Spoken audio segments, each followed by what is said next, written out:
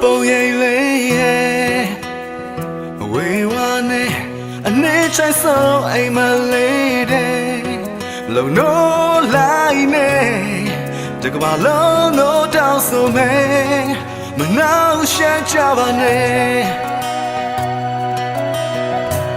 လူဘွားတိုင်းဟာခဏလေးပဲဆိုကြလေ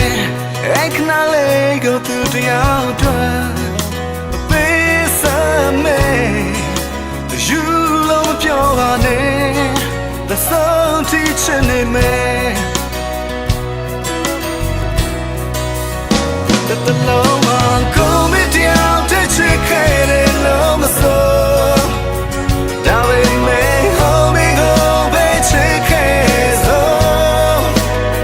ညနိုးစွာဆိုင်ပြုခဲ့သောပန်းလေးမို့တယူတရားကိုချွေပွေရဲ့တိမ်မဲ့လို့အလေးနဲ့ဆုံးစိတ်နဲ့တခုတော့တောင်းမှမယ်ဟိုပြောင်းလဲမသွားပါနဲ့အားလုံးမဆုံးနေပါကြောင်းငါဒီနေ့ကလည်းအချစ်တန်းဆုံးလို့ဆိုရင်ငါပါသွားခဲ့တယ်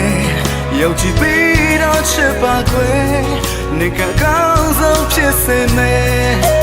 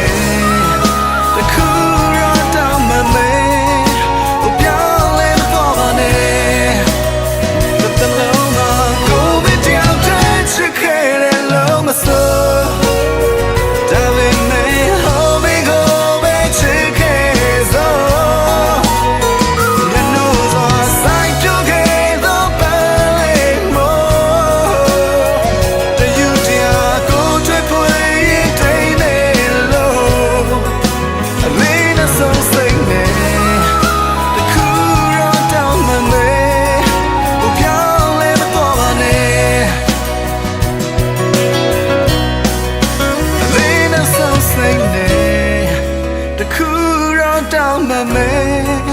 ဟိုပြောင်းလဲမသွားပါနဲ့